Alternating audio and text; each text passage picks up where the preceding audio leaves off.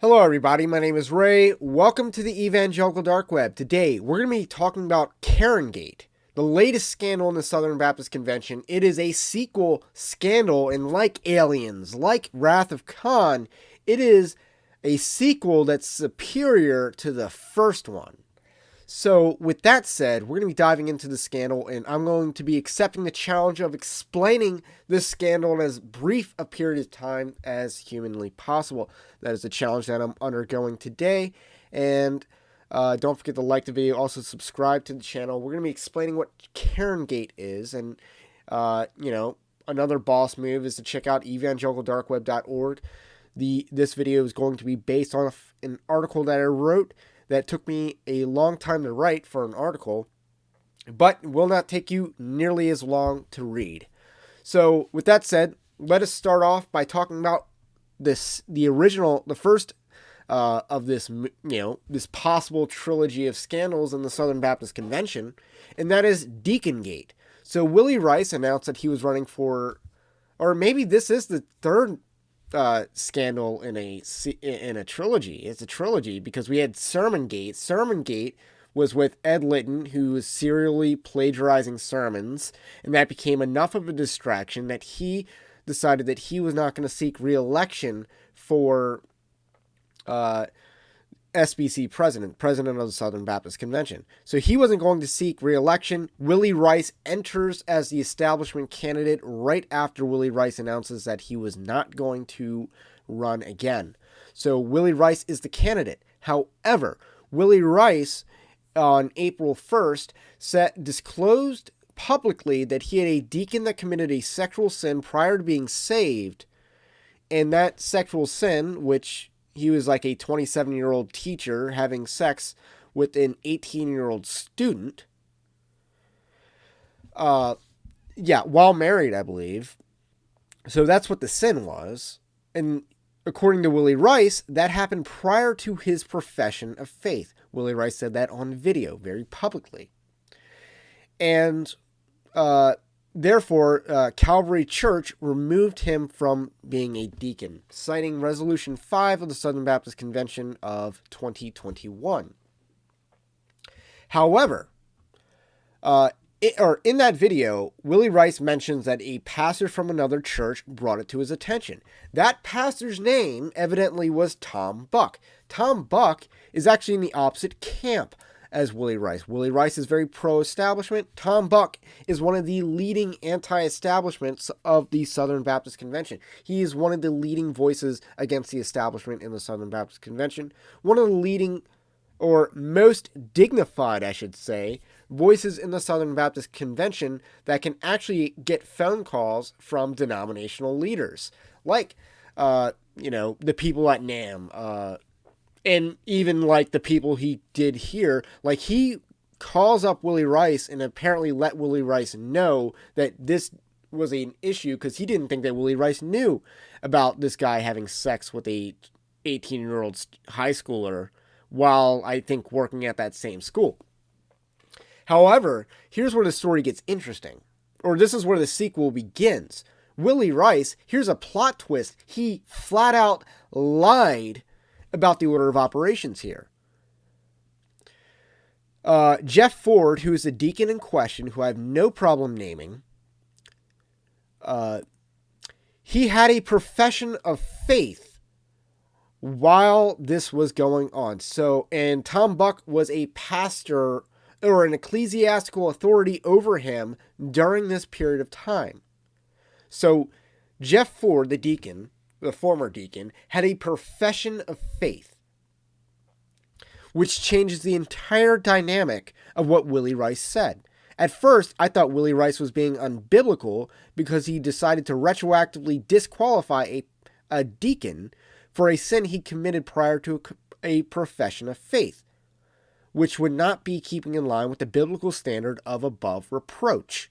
Above reproach should be taken to mean starting from a profession of faith, or at least sometime after that into spiritual maturity.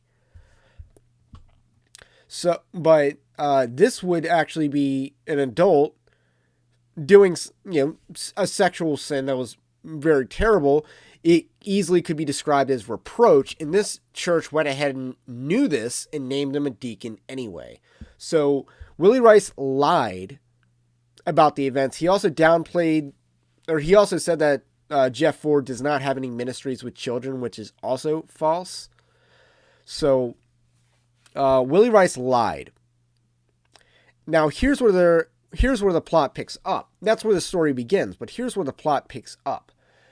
Willie Rice, during his communication with Tom Buck, had a Zoom call, and that Zoom call was recorded. So, because Willie Rice lied, and I take it that Tom Buck is not happy about the fact that Willie Rice lied, but meanwhile, because the fact that the Zoom call exists is known, and this is in between the time that Willie Rice disclosed this on April 1st and April 6th, April 7th, when he withdrew his nomination. So there is about a week in between the disclosure and him withdrawing his resignation. So Willie Rice lied. A week later, he withdraws his resignation because it was possible that Tom Buck was going to call him out on this lie. Meanwhile, Tom Buck gets a phone call and an anonymous social media account pops up claiming that Tom Buck is a wife abuser, a spouse abuser. He also gets a phone call by someone who basically blackmailed him, saying, "We will release a rough draft of an essay your wife wrote in 2018 if you don't keep silent on this issue." So it's a blackmail attempt. It's a simple blackmail attempt. They wanted, while Willie Rice was still in the race, they wanted Tom Buck to stay quiet on the fact that Willie Rice lied. And the fact that he wanted to Willie Rice to do this in a super gentlemanly move. I don't think it was the most proper move, but it was a very class act move.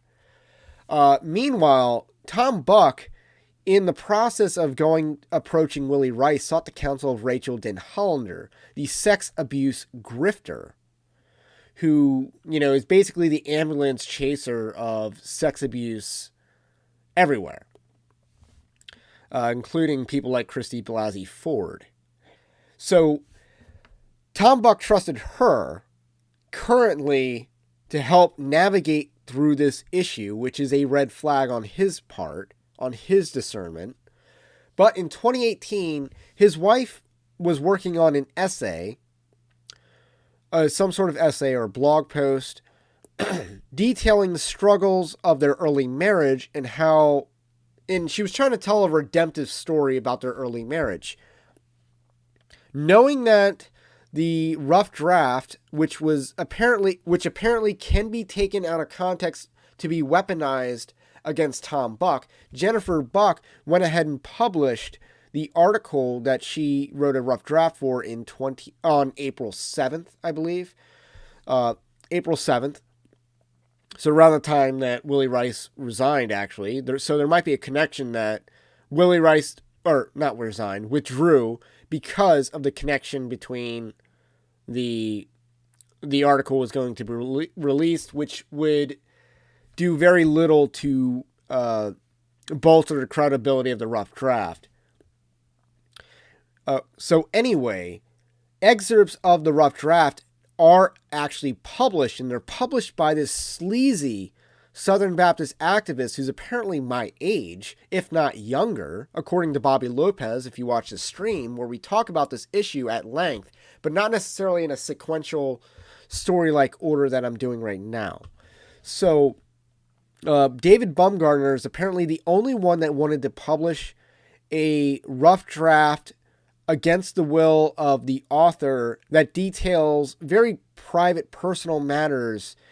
And again, David Baumgartner claims to be a Christian, and he would do something very despicable. And the article really is a hit piece against Tom Buck for his theology and teaching specifically on masculinity and on the biblical teachings for grounds of divorce. So there's two things that the article was really designed to do, and it was really David Baumgartner disagreeing with Tom Buck on those two issues and weaponizing excerpts from the rough draft in order to do it. But he was the only one who stooped low enough to do that. There were other people that received this rough draft, including Todd Benkirk of SBC Voices, a liberal Southern Baptist blog. He too received the rough draft. Now here's the thing. Who gave them the rough draft of Jennifer Buck's essay from 2018? This is where the scandal becomes Karengate, because Karen Swallow Prior. Now, who's Karen Swallow Prior? She is a professor at Southeastern Baptist Theological Seminary. She used to be a professor at Liberty University. She is a liberal. She is an open feminist, a Beth Moore type, if not more liberal, and certainly the worst pro-life activist in the movement. That's who Karen Swallow Prior is. So it was a bad move in 2018 to trust Karen Swallow Prior with editing the rough draft that Jennifer Buck wanted to publish. But because she's an English major, they went ahead and did that, I guess. And because Tom Buck split away from writing for Protestia, but at the time was Pulpit and Pen because of Karen Swallow Prior, actually. So Tom Buck had a friendship with Karen Swallow Prior, which was misguided. And Jennifer Buck asked Karen Swallow Prior to edit this essay, and the editing never came to fruition. It never resulted in the production of a final product.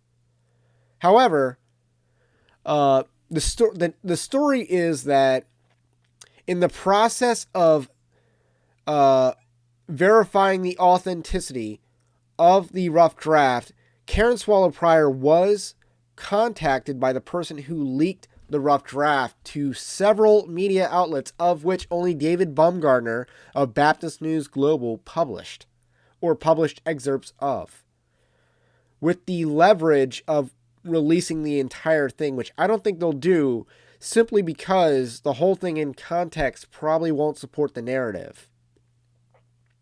Anyway, David Baumgartner was the only person who did that.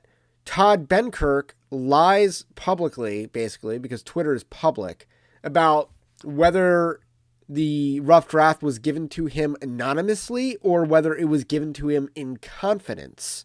Meaning he can't say who gave it to him versus he won't say who gave it to him. And the answer seems to be that he won't.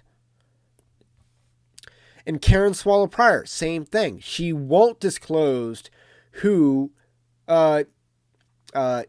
she gave the rough draft to, or who contacted her about the rough draft to verify its authenticity before leaking it. Tom and Jennifer Buck maintain that Karen Swallow Prior was the only one who received the rough draft in 2018.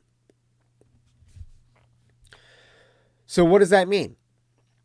It means that Karen Swallow Prior is in some capacity involved with the leak, both either covering it up or doing it herself.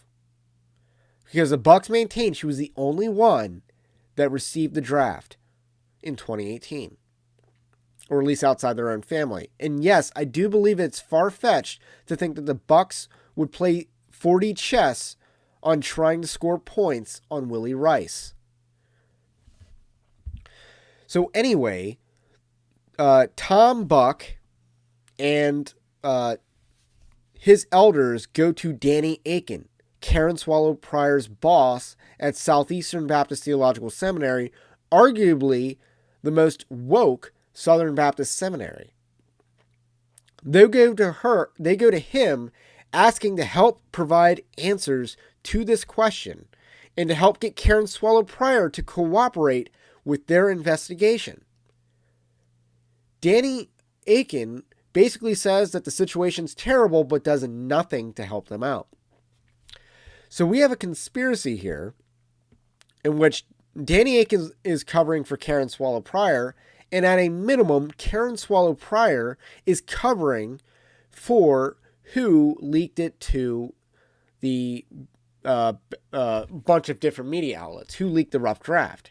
But Karen Swallow Prior obviously had possession of the rough draft, yet, so at a maximum, Karen Swallow Prior is actually the one who orchestrated the blackmail and leaking of the rough draft to several media outlets, of which only David Baumgartner was craven enough to publish or to use. So where does that leave us? What is this a story of? This is a story of Southern Baptist politics. It is a story that the Southern Baptist Convention, in its political scheme, the SBC elites, with Karen Swallow Prior playing a major role in, because remember, Karen Swallow Prior was instrumental in the removal of Paige Patterson. So Karen Swallow Prior has political clout. She has a social media clout as well, and many of these people believe that Twitter is real life. She perhaps orchestrated an entire conspiracy to blackmail Tom Buck to stay silent about Willie Rice on the issue of Deacon Gate. However, when Tom Buck refused, Willie Rice then had to resign. And so, they have to come forward with their blackmail anyway. They have to follow through on their threats. Or they're trying to follow through on their threats. They tried to establish a mutually assured destruction. That's what I write in the article. They tried to establish a mutually assured destruction with Tom Buck so that he would not release an incriminating Zoom call with Willie Rice while Willie Rice was running for SBC president. They tried to establish mutually assured destruction through blackmail. Or, alternatively, this is how the SBC deals with dissidents like Tom Buck. People who buck the establishment. I think the former is probably the more logical answer here. But, because that's the motivation here. Political maneuvering. When that didn't work, they had Willie Rice withdraw, and they threw Bart Barber in as the third string quarterback for this go-around. So anyway, that's basically it. That's basically Karengate. And I know many people in the comments section will probably say the Southern Baptist Convention is beyond saving. And I'm not here to dispute that. But the reason why I'm covering this is not because I think the Southern Baptist Convention can be saved. The reason why I'm covering this is because Evangelical Dark Web is about exposing wolves. Karen Swallow Prior is a wolf. Willie Rice is evidently a huge, blatant liar. And Danny Aiken is another villain in the Southern Baptist Convention, but he's a highly influential villain because the Southern Baptist Convention teaches a disproportionate amount of seminary students in the country, regardless of denomination. So these people have influence beyond the denominational walls, and that matters. We got to expose these people, expose the wolves. So that's why I did this video, and I hope I succeeded in telling the story as briefly as I possibly can. Under 20 minutes is pretty good, I think, because every stream I've done, seen or done on this topic has been over an hour. So brevity is key. That's what I like to do at Evangelical Dark Web. So definitely subscribe to the channel for more brief, succinct reporting. And also check out the article, which is a little bit longer, a little bit more fleshed out, but I'm trying to give you the summary. So check out evangelicaldarkweb.org. And if you want to support content like this, and I mean monetarily, you can become a paid subscriber in our Patreon-like system at evangelicaldarkweb.org/join. Patreon censors, so we built our own infrastructure. And you can subscribe to that. And that is a minimum $5 a month. So I hope I'm worth that. Otherwise, have a blessed day. Let me know what you think about what I think, and I will catch you on the next one.